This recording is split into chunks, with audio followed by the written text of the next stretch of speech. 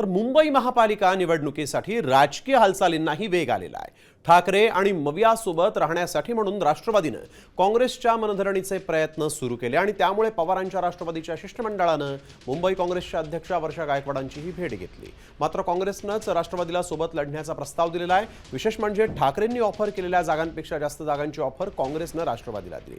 त्यामुळे आता पवारांची राष्ट्रवादी काय भूमिका घेणार याकडेही लक्ष लागलं आहे। वंचित काँग्रेस सोबत राष्ट्रवादी आली तर फायदा होईल। काँग्रेसचा राष्ट्रवादी पवारांच्या पक्षाला प्रस्ताव आहे। ठाकरे बंधू एकत्र आल्यास मुंबईत सर्वाधिक जागा ते घेणार।